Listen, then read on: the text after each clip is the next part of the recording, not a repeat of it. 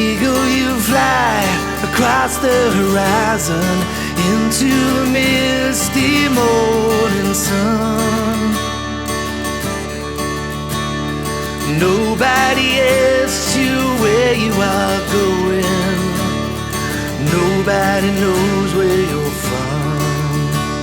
When I first heard Bad Company, it just felt to me like a natural progression of Free, because to most people, when you hear a song, you hear the singer. Because with the greatest respect to Mick Ralphs, he could have been Paul Kossoff playing Can't Get Enough, which is the first thing I ever heard. It's not a million miles from All Right Now in that respect. So, you know, I was, 12, 13, 14 years old or something. So the first thing I recognised was Paul Rodgers. I'd been a huge fan of Free, so I was really familiar with his voice. And when I heard, well, I'll take whatever I want, I knew it was him. And so then, of course, having read the papers, I knew it was Bad Company. So the first thing that you hear, if you're familiar with Free, is the fact that the drums are similar, the singer's similar. And the funny thing is, Boz Burrell, who's a fantastic bass player who came out of King Crimson, is very similar in his style to Andy Fraser from Free, which is probably why they picked him, because it didn't fall that far from the tree, as it were, this new apple that had just been harvested from the rock tree. And that would be my introduction to Bad Company, and that's probably what drew me in. But it was the song, Can't Get Enough. It's a fantastic song.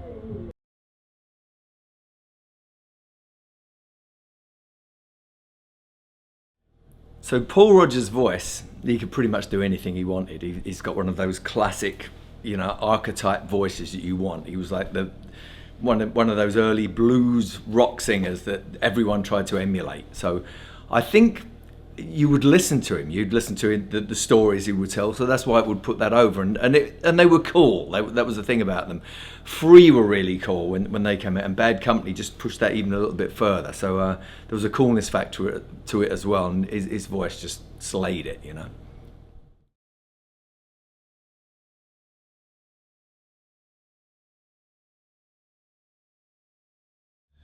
Paul Rodgers is indeed one of the greatest rock vocalists of all time, and the reason for that is he's not inspired by rock. He was inspired by R&B. If you talk to Paul Rodgers, he'll tell you that the people he grew up listening to was Aretha Franklin, Otis Redding, Marvin Gaye, and he turned it into rock. People like me from the next generation down, we sang rock, influenced by rock, so it was always going to be more second generation. I took absolutely nothing except admiration from Paul Rodgers, because I don't have anything like his voice. He's a soul singer. I'm not. I can sing a Paul Rodgers song. In fact, I've sung quite a couple. I did a little bit of Love by Free on the Yeah album. In fact, Paul really likes our version of that. And of course, more recently, Seagull for this Bad Company tribute album, which is coincidentally called Can't Get Enough. So massive amounts of admiration.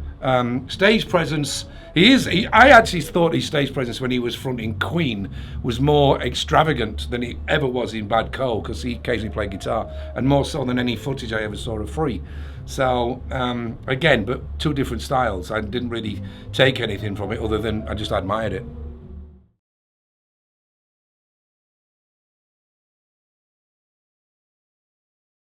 So the classic formula that they naturally did, that's why people copy them. Again, going back to archetypes, they were kind of a blues rock band that actually had commercial success. You had Zeppelin and stuff like that, but they didn't cross over.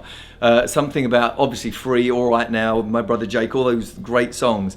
And then Bad Company, it was a natural progression to that. So people liked that. They liked I think that's why there's so many stereotypes that copy that, because they were legit,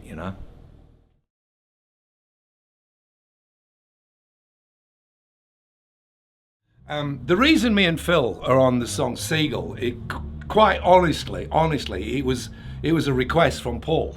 He wanted us to sing that one.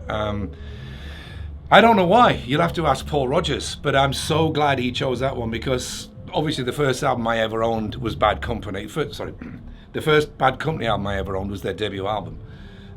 So of course I'm really familiar with every song on it, and Seagull ends the album, and it's a beautiful way to end it. It's nothing like everything else. You've got all the bombastic stuff like Can't Get Enough, and then you have this beautiful acoustic tune that's it's just a lament almost, and it's in my range to sing. So I didn't have to pretend to be Paul Rodgers. I could be me singing a Paul Rodgers melody, and so it was more of a request than us choosing it. But I'm so glad that we were asked to do it, because it is one of my favourite songs that they ever recorded.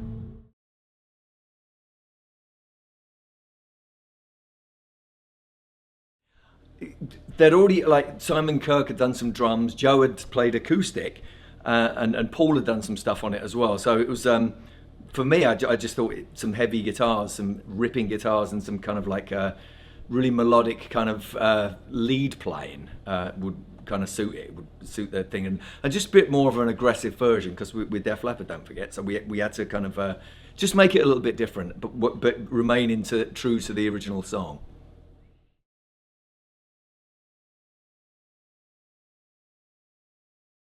Well, the beginning part of Seagull is what it is. It's an acoustic guitar. It's in D, and it's just a simple turnaround of chords. But over the years, Paul Rodgers has played that song in his set, and he developed it further than Bad Company ever did it on the record by going heavy at the end.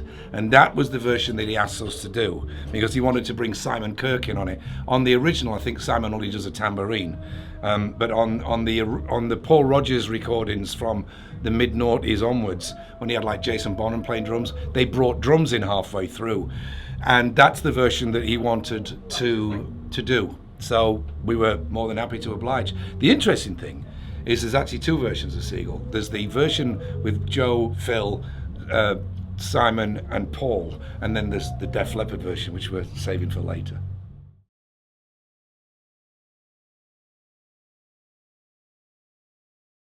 Underrated. Bad Company, totally underrated. Can't believe it's taken this long for him to be inducted into the Rock and Roll Hall of Fame. They deserved it many, many years ago, long before we ever got in, and we've been in 6 years, because we only formed in 1977. They've been around 3-4 years before us.